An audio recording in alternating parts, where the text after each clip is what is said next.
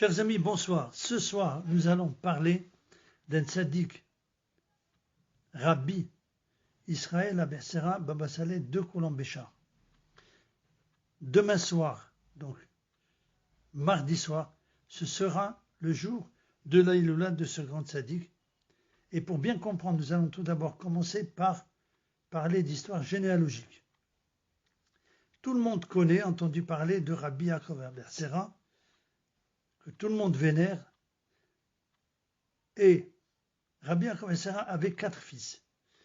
Rabbi Mesod, Rabbi Aaron, Rabbi Abraham, Rabbi Yitzhak, que tout le monde connaît aussi, auteur du chant célèbre Arufa Eshkona. Rabbi Mesod, fils aîné de Rabbi Yaakov Abersera, ainsi que son frère Rabbi Aaron, eurent chacun un fils qui s'appelait Israël, d'où le nom de Saleh, diminutif d'Israël, et Baba, forme de révérence avant de prononcer le nom d'un grand ou d'un tzaddik. Tout le monde connaît Baba Saleh de Netivot, fils de Rabbi Mesod, mais un peu moins Baba Saleh de Colombéchar ou Baba Saleh el-Kbir, c'est-à-dire le grand, le plus âgé que son cousin de Netivot, fils de Rabbi Aaron. J'ai eu l'honneur et le plaisir de connaître et de rencontrer son petit-fils Rabbi Eliaou qui habite à Natania, qui s'est efforcé de rapporter des éléments biographiques et de nombreux miracles réalisés par le tzaddik Baba Saleh, donc de Colombéchar. Voici un fait unique, pratiquement inédit, que personnellement j'ai déjà raconté à la yeshiva du Rav Ron Shalita. En 1940, après la capitulation du maréchal Pétain devant les Allemands, la France fut occupée partiellement et cela se fit sentir jusqu'en Algérie, qui à l'époque était française, et jusqu'à donc Colombéchar compris. Or voici que Baba Saleh de Netivot, qui habitait encore au Maroc dans la région de Tafilalet, se rendit chez son cousin Baba Saleh à Colombéchar. Ce fut une visite surprise. Il fut reçu avec les honneurs par son cousin Germain. Le Shabbat arrive, tout se passe très bien, mais dans l'après-midi, les deux tzadikim se rendent à la synagogue 1 heure avant Minha, s'enferment tous les deux seuls pendant 1 heure. Donc, le lendemain après Shabbat, Baba Saleh de Netivot retourne dans sa région Tafilalet, donc au Maroc. Imaginez-vous bien que tout le monde désirait ardemment savoir que s'est-il passé pendant cette heure. Pourquoi cette rencontre? Quel fut l'objet de cette rencontre? Le fils de Baba Saleh de Colombéchar, Rabbi Haïm Zatzal, harcelait sans cesse son père pour lui révéler la teneur de leurs propos. Mais Baba Saleh de Colombéchar, après de nombreux jours d'insistance, lui révéla tout simplement que le but de leur rencontre fut un tikkun, cela veut dire une réparation spirituelle de haut niveau, et en principe, cette réparation doit annuler un décret. Loin de se satisfaire de la réponse de son père, Rabbi Haïm Zatzal devenait de plus en plus impatient de connaître la vraie raison. Et voilà un jour que son père va lui révéler la vraie raison. Les Allemands, avaient le projet de construire un camp de concentration à Colombéchar, région désertique, pour plusieurs raisons.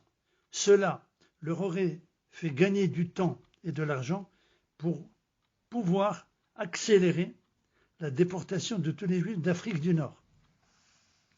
La rencontre entre les deux tzadikim a eu pour objet l'échec de ce projet, et cela grâce aux prières et aux tikkunim réalisés 1 heure avant Minha le Shabbat, qui est une heure très favorable dans le ciel pour l'exaucement des prières.